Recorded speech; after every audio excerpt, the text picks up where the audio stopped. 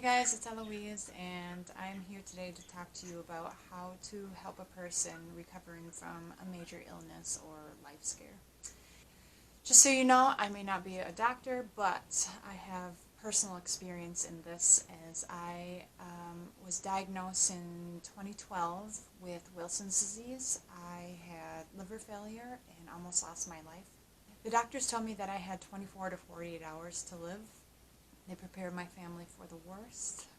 It has been a struggle to get to where I am now, but I am happy to be here. And the person that you are caring for, I know, will appreciate everything that you do for them. But you might be wondering, how can I help them? Because you won't be able to relate to what it is they're actually going through. That's where I come into play, and I wanted to, give you 10 bulletin points of how you can help someone who's going through a very, very difficult time. Number one, something that's simple to do but very, very helpful is to prepare food for them, whether it's breakfast, lunch, or dinner, just so they don't have to stand and try and cook something. It's, they're going to be in a lot of pain, they're going to need a lot of rest, so if you're cooking, homemade soups like my parents did for me, it's extremely helpful. And then you can even make enough leftovers and just put them in little containers so that they can get up and just heat them up themselves, or you can sit with them and eat with them, because I know that they would enjoy company. Alright, so that is number one, preparing foods for them. Step two, you can record and help them administer their medicine that they might need. For me, that was a game changer. I had never taken medication beforehand. I was a very, very healthy, athletic person. And then, exiting the hospital, I now was taking over 20 pills a day. And I had to take them at certain times, so it was very, very difficult.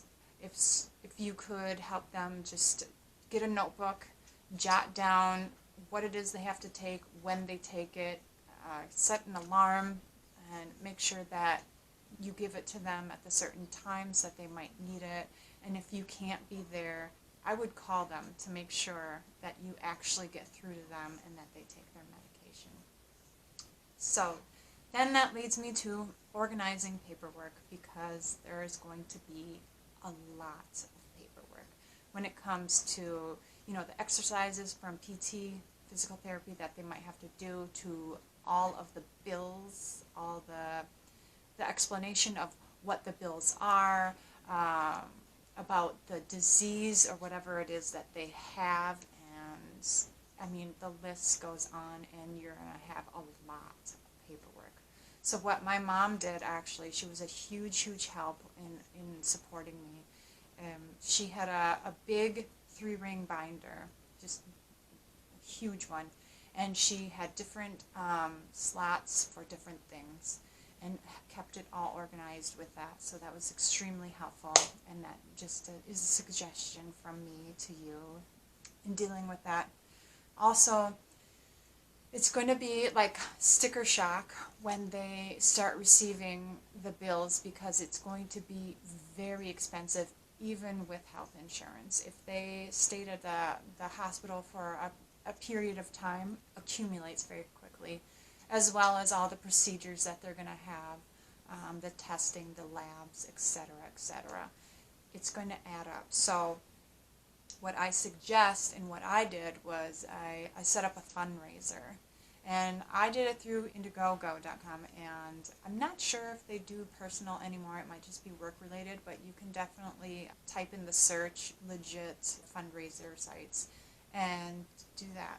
Okay, now we're on to 5, and that is deal with the insurance, because there might be complications or problems, and they're going to be a lot of calls to deal with insurance. So I would suggest helping them with that, and I know that was a huge help for me with my family helping me. Alright, number 6. Make sure that they do their physical therapy. They're going to need to get up, and they're going to be very, very sore. They're going to be very tired. they're going to need a lot of rest. But they also need to implement exercises so that, one, they don't get blood clots, two, they don't get bed sores, they don't, have really weak muscles that only get weaker. You're going to want to follow what the PT tells you to do. Like for me, it was a huge struggle because, like I said before, I was highly athletic. Being as weak as I was, once I got out of the hospital, it was like a shock to me. I don't know, it was really sad to me that I wasn't able to do what I used to be able to do. So you're going to definitely have to learn that they have to build up to that. So follow the directions with that. Do the exercises with them. All right, 7. Get things that entertain them, because they're going to be really sore, so they're not going to be able to do many things, and they're going to be tired of sitting there. It's like their body's going to be really tired and sore, but their mind is going to go nuts. So you have to do things get things that will entertain them. So what helps me a lot was to put together puzzles, and I put together a lot of puzzles. So I would suggest getting like a few boxes at a time and lay it out on the table for them. It actually really helped me when I started to feel like this victim mentality, and I would start to think way too much about, why did this happen to me? What's my life going to be like now? Am I going to be a good mom to my kids? Because I had a 2.5-year-old and a 3.5-year-old at the time. So it's a scary road to go down when you start thinking negatively. So to keep their mind preoccupied, I would just suggest getting like crossword puzzles, Sudoku, and word search. It's super simple, but keeps their mind active. And like I said, puzzles. I did so many puzzles, and it's awesome. Maybe get them art stuff too, so like get the adult coloring books and some gel pens, stuff like that. Okay, so now we're on to 8. Get outside. There's something about nature that heals you within, I want to say. So it's a great way to do some soul searching, to get some fresh air. I know that first stepping out of the hospital, I wasn't aware of just how much I missed the breeze on my skin, and to feel it flow through my hair, and just, I was like, oh my gosh, I haven't felt this in a long time.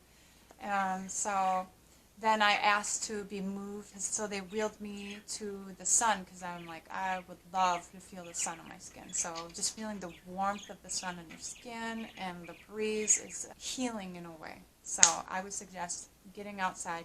Get some lawn chairs out, or whatever you have, patio furniture, sit them on there and just sit out there and talk, or don't talk. They just want to close their eyes and feel what they feel out there. So go outside, definitely.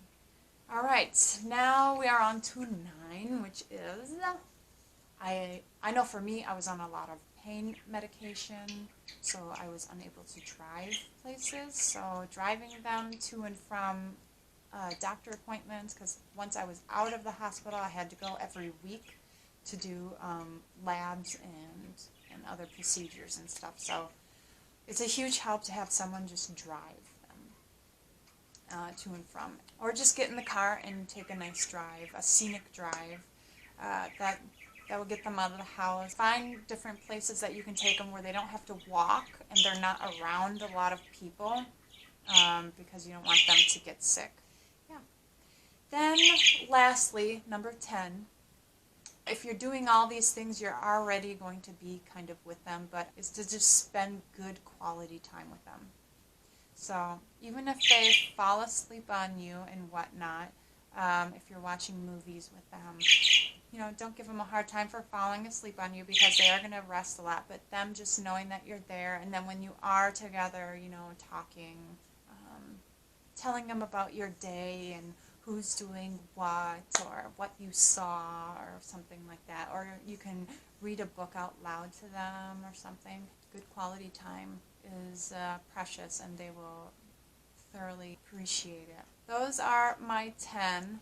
I do want to say that you are also going to be going through a lot of exhaustion. So I would say take care of yourself as well. Make sure you have a good support system when you're taking care of this person that has an illness or whatnot. You have to take care of yourself too. So if you need to see someone and talk to them, like counseling, then please do that. If you just need a shoulder to cry on, make sure that you have someone that you can go to for that and talk to. Now that you know the 10 things, if you want to stick around a little bit further, paint a picture of what they might be going through. You're not going to be able to relate to them, but just so you know, like, where their mindset might be or what they might be feeling, stick around.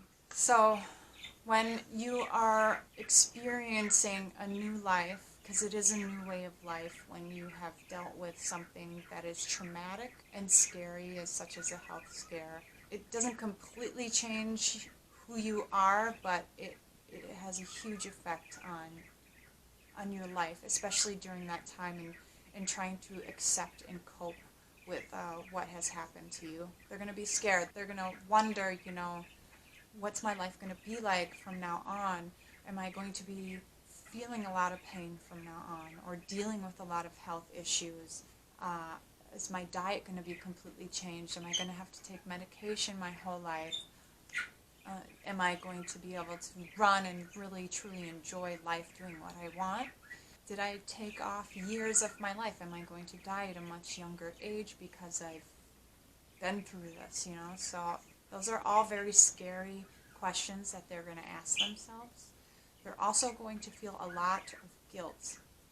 And so you just have to remind them that it's okay, that you're there with them. They're not alone. They're going to help support you and get you through this. That's what you can say to them. I'm here for you. I'm going to help get you through this. We can do it. Stay positive, because a positive mind is everything. It will definitely help them get through this and recover at a much quicker rate if they stay positive. So you just have to ease their mind when they start feeling guilty about the financial side of it. They're gonna feel guilty about and feel like they financially ruined their family. So like I said, the fundraiser is definitely going to help with that, if you can do that for them. Also, Christmas drives. I had a friend who is awesome and had a Christmas drive for my kids that same year. It really saved us and gave us a memorable and beautiful Christmas, just so that my kids, they got pretty much everything they asked for. Well, they did. They got more, and so it made them feel special on that time, and it made me feel special that she actually did something like that. It was truly, truly heartwarming. And then they're going to feel guilty not just for that, the financial side of things, but also for putting people that they love through this experience as well, because they know that life is going to be a little more difficult for the people that they love, and so that's a guilt that they're going to feel. Like for me, a huge guilt wasn't just from my parents, witnessing their daughter go through something so devastating and so difficult, but also for my kids. They had to live somewhere else for the first 6 months of my recovery because I wasn't able to be around them and potentially get sick and die. So it was extremely hard to be separated from them, and I know that it affected them, and watching your kids go through something like that is traumatic, It is very sad. I still get choked up about talking about it till this day, and it's been a long time, So, like my son, he stopped wanting to come visit me because the goodbyes were too difficult for him. My daughter, she wanted to visit me, but then she hated the goodbyes, and she would scream, "I want to stay with mommy," and she would try and cling on to my clothes. And then, you know, she was beforehand, before this happened, she was potty trained, and then she wanted to resort back to being a baby again, because she thought that if she would act like a baby, that maybe things would go back to what they once were before I had this liver failure. I mean, it changes everyone's life that's within your family and your close friends, so they're going to feel guilty. They are. So like I said, you just have to keep reminding them that it's okay, and that you're there for them, and that you're going to get through it, okay? You got to say that. You're going to get through this. We're going to get through this together, okay? And then, you know, they're going to be sad that they, you know, can't maybe do things right away, at least, like they used to. Like, I needed help walking. I needed to be bathed. I couldn't bathe by myself. I mean, it was like it's a complete turnaround. I have to take medication for the rest of my life, you know. I have to have a strict diet, and so, you know, it's a complete change in the way that they might have lived before, which is they're gonna have to learn to accept it. And some people may struggle with that a little more than others. All I can say is that, you know, the support that they get from many people and staying upbeat and positive, that's what's going to drive them to become as strong as they were before. I know for me, like I did my physical therapy, and then once I did the amount that they wanted, I pushed myself a little more, and when I felt like I can't do anymore, I pushed myself to do 5 more of each, whatever it was. I remember picking up a jump rope, I want to say like a month after my liver failure. I'm not sure my doctors would have approved something like that, but I didn't care. I wanted to be strong. I was like, I need my kids back. I need them to have a strong mom. I want to take care of them. I don't want to be, you know, this problem in their life. I don't want to be a non-active kind of participant in their life. I want to be very involved in their life. So I picked up a jump rope, and I tried to jump one jump, and I could not do one jump. And I'm like, oh my gosh. Like, that was an eye-opener for me, that just how weak I was. Like, my legs felt like freaking noodles. But I didn't stop. I then just threw it over, and then I walked over it. I was like, I'm not gonna just stand here and take that. I can't do these jump ropes. So then I would fling it over my head, and then I'd step over it. And I kept doing that until I did 5 of them. And then every day I did it until I could jump rope again. I hope that was helpful to give you a little idea of what their thought process might be, or what they might be experiencing. What they're going through is probably different from what I've gone through. It may be, deep down, like to the core of it, we probably feel the same, but we might experience just a little bit different. So keep that in mind. For those of you who don't know what Wilson's disease is, it's a rare genetic liver disease that I have. It's my liver's inability to process copper in the foods and drinks that we consume every day. And you're like, what? There's copper in foods and drinks that we consume every day? Yeah. There's some major ones that you probably don't know, but there's chocolate, and the darker the chocolate, the more copper there is. That was like a hard pill to swallow for me, is not having chocolate anymore, especially Valentine's Day when you get those little truffles and the heart boxes. I'm like, dang, I want some. But like avocados, bran foods, shellfish, the most random things, and I won't bore you with that. So I have to follow a strict diet, a low copper diet. I have to have medication for the rest of my life to help bind the copper out of my liver so that I can get rid of it. And that is what Wilson's disease is. I know for me, before I had liver failure, I knew that I was dying. 2 years prior to it, I knew I was dying. About 6 years before that, I knew that there was something wrong with me. And I would go to the doctors and they wouldn't know what it was. They're like, your numbers seem okay, there's nothing to worry about. So then I was misdiagnosed with anxiety and depression, but I knew deep down inside that there was something wrong with me. So I would say, if someone in your family is telling you that there's something wrong, really listen to them. Keep note of what they're feeling, when they're feeling, etc., etc. Just stay smart and aware of your body. And that is all I have for you. This is very, very long, and you're probably like, Eloise, stop talking. So I will talk to you guys later. If you have any questions, please feel free to comment in the comment section, and I will do my best to answer whatever question you have. I wish you all the best. Remember to take care of yourselves as well. Self-love, self-care, make sure it happens. I love you all, and take care. Subscribe too if you would like. Bye.